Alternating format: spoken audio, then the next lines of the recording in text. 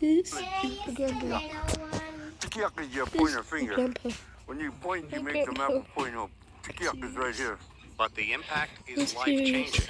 A little spit of land where the Bering and Chukchi Seas meet.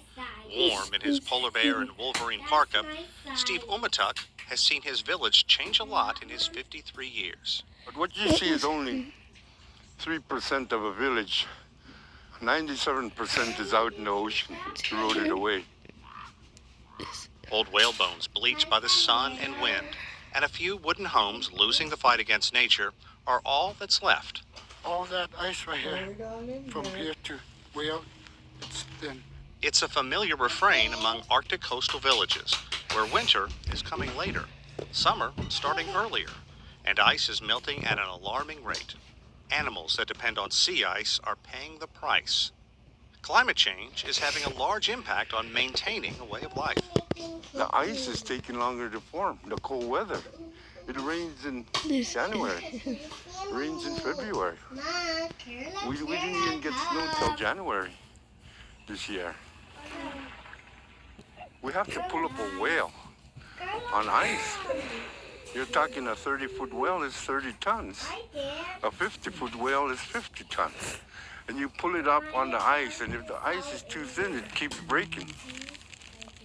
This vast expanse is actually the very tip of the village of Point Hope.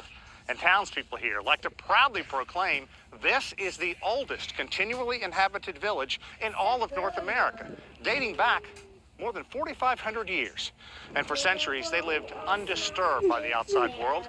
But that all changed in the late 1800s when commercial whalers began showing up and basically cleaned the seas out of whale and seal and other animals they needed for subsistence hunting. You got a ton of them. Shaft go in like this. And then a harpoon tip, something like this would be fascinating. These are people that have been here for 10,000 years and are going to be here the next 10,000 years. Craig Fleener is Arctic Policy Advisor to Alaska's governor. He's Gwich'in, a native Alaskan.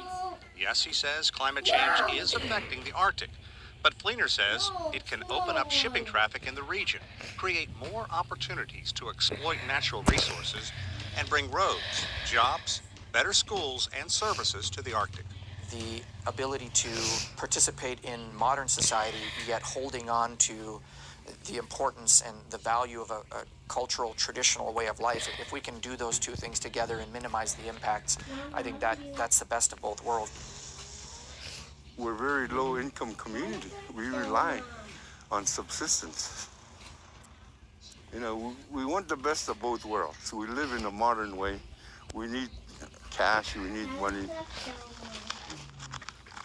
Umatuk and many others here want to plant one foot in the future while keeping the other anchored firmly in the past.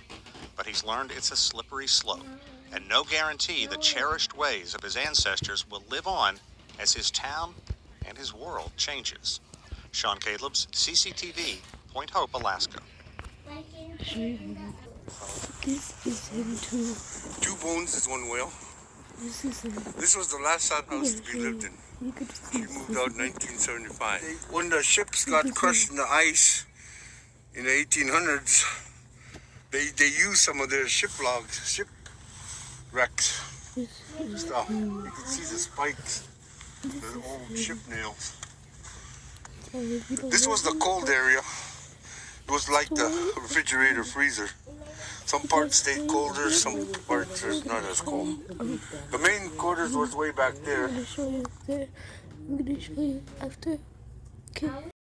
So this is him, and wait, I'm gonna show you what is me.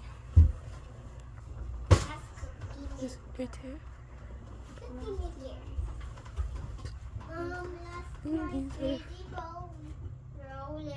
This is him. And this is him. This is my birthday. He was born in the 5th.